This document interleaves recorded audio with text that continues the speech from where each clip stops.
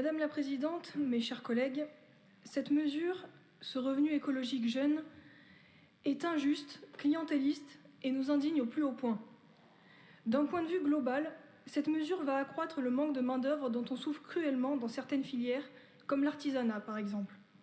Car si vous promettez un salaire et une formation payée à un étudiant qui se tourne vers une filière verte, c'est évident qu'il la choisira. Bien entendu, c'est votre but, mais avez-vous pensé aux autres filières qui seront alors désertées ? Ensuite, je tiens à préciser qu'il est vrai que la jeunesse a particulièrement subi la crise de la Covid, mais c'est justement tous les jeunes qui l'ont subi. Comment pouvez-vous vous appuyer sur cet argument en promettant à ceux qui adhèrent à votre idéologie un revenu et en oubliant les autres ? Vous nous dites dans votre rapport qu'on ne devrait pas avoir à choisir entre fin du monde et fin du mois. Par cette formule mélodramatique et par votre mesure, vous culpabilisez toute une population qui n'aura pas choisi un métier vert, métiers qui, selon vous, sont les seuls métiers d'avenir et porteurs de sens.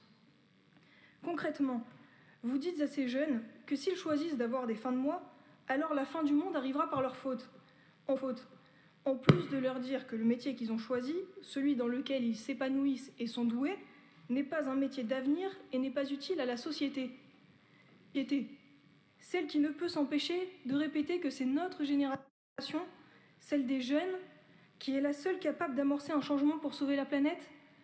C'est de votre société libérale et mondialiste qu'a pu naître l'éco-anxiété que vous utilisez comme argument. Car c'est de cette façon que vous vous dédouanez de toute responsabilité. Et c'est ça qui fait peser énormément de pression et de responsabilité sur les jeunes de moins de 30 ans. C'est de là que vient notre angoisse. C'est à nous de corriger les erreurs du passé, sauf que ce n'est pas en promettant un revenu à ceux qui se tourneront vers les métiers verts qu'on va y arriver. Vous qui prônez l'égalité sociale, vous allez créer 2 catégories sociales d'étudiants.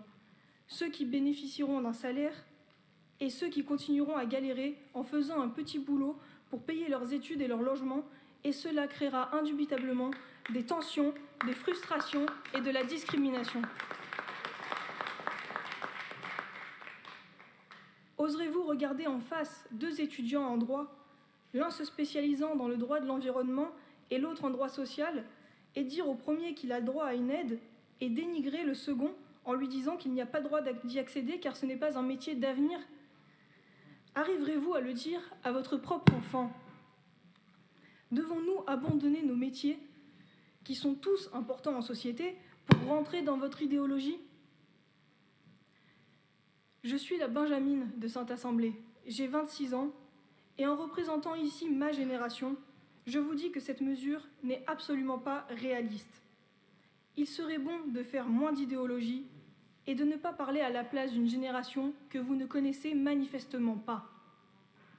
Donc, mes chers collègues, si vous votez pour cette mesure, même si la présidente l'a déjà annoncé dans les médias comme si ça avait déjà été voté, sachez que vous votez pour une mesure discriminante et culpabilisante et que c'est à vous qu'il appartiendra d'expliquer à votre enfant qu'en voulant devenir plombier, assistant social, soignant ou encore boucher, il fait le mauvais choix et n'aura pas droit à d'aide.